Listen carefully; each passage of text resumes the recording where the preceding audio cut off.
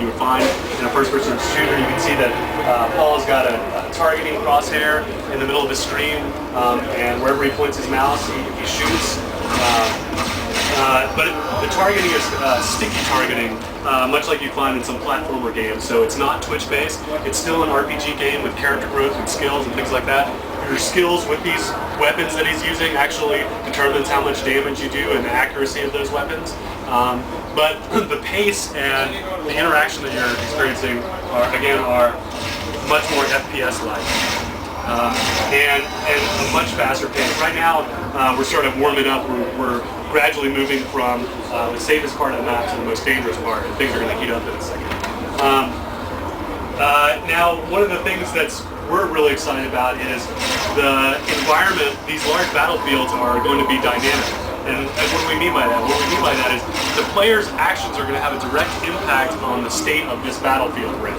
And what the creatures they kill, the missions they go on, all have an impact that everyone in this persistent space will perceive.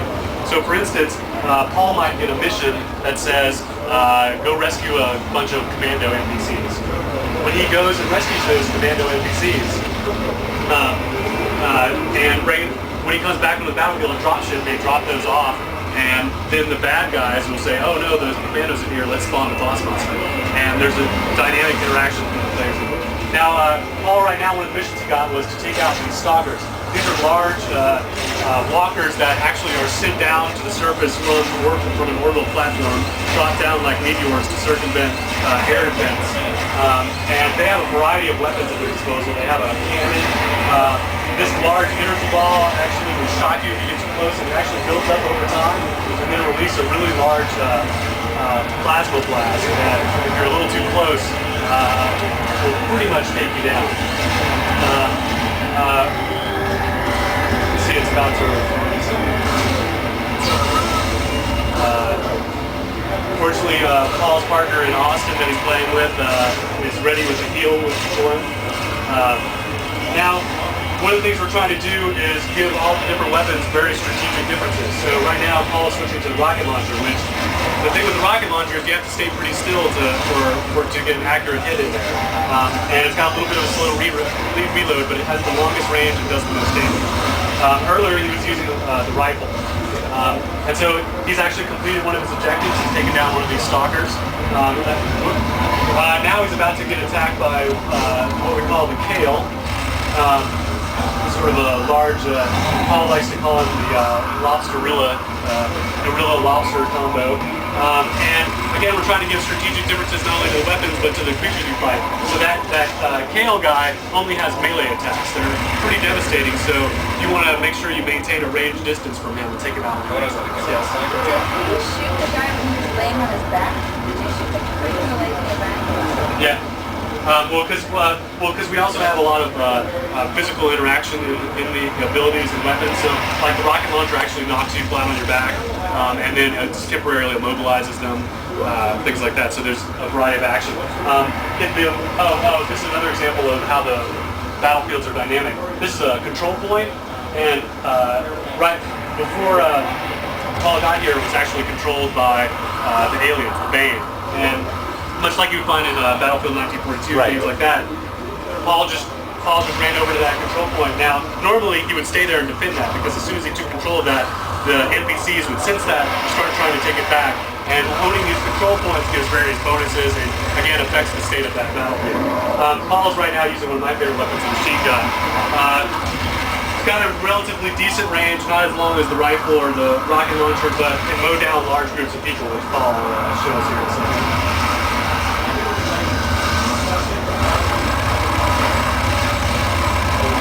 Very satisfying. But they're obviously fighting back.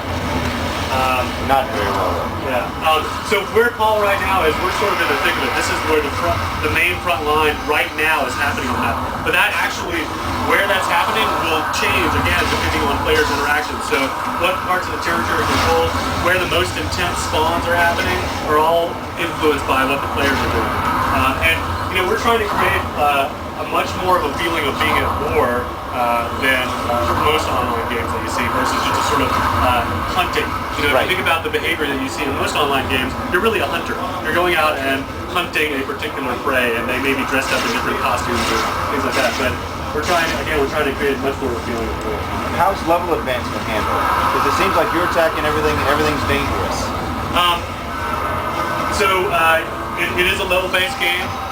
Characters start off, we still have a similar character advancement as we had last year, where everyone starts off as a new recruit with the same basic set of weapons, and as you progress and learn experience, you go up in levels and you specialize more and more. And so you get to make important choices because you're learning a little bit of basics before you specialize. And right now, the map we're playing on right now is not a beginner map. This is like a level 15 okay. 20 to 20 map. So it's zone-based? So there will be various battlefields off the map. Some will be more intense than others. This is a pretty intense area. There'll be more, like you saw the forest that we were running a little before. There'll be parts of this planet that haven't been attacked yet as heavily as this by Bane. And so there'll be some variety of things. Yes, there are zones. Okay.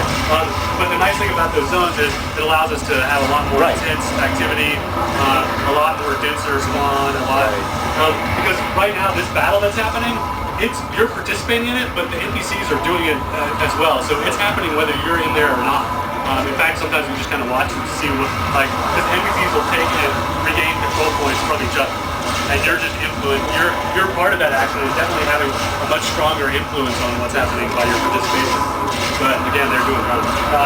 Paul's using my other favorite, which is the flamethrower, which adds a damage over time effect, lights on fire. Also good for groups because it has a little bit of a spray effect. Is there any item ownership or is there going to be any kind of player-based trade?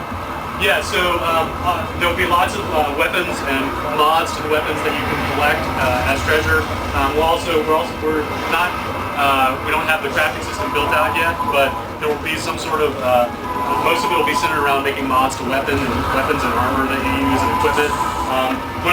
What Paul's been being healed by is healing disc, which is like if you're in the medic profession, that's one of the items that you get used just like a weapon to heal. Nobody just dropped in behind us. So is there still, when we saw this last year, there was some player housing and everything. Is there still anything like that? There will be player housing of some kind, but we're not exactly sure how it's going to be implemented in this new environment. And voice chats, I see, is part of it. Yeah, voice chat's still fully integrated. There's no extra software to install when you install the game. It's automatically part of that. And the way it works is when you group up with other players into a squad to go on these missions,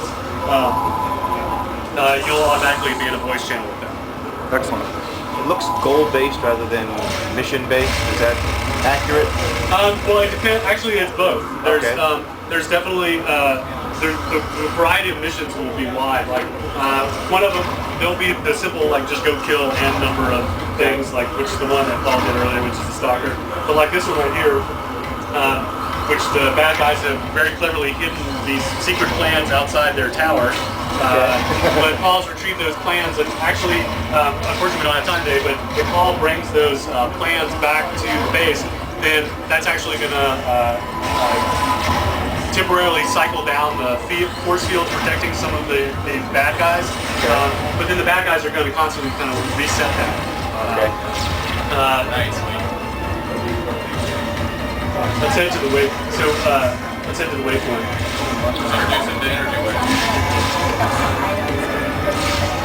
Oh yeah, so when you kill bad guys, they drop loot in the space, and it's individual loot items, and you run over them like you would in a shooter.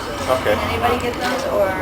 Well, there's actually a time-based system. So for the first, I don't remember the exact. I think it's for the first 10 seconds. It's for the person who had the most hate or the most damage with the most damage to that creature, and then it switches to the party, and then it switches to every one on the map. Experience based on damage done then, or? Yes. Okay, that's nice.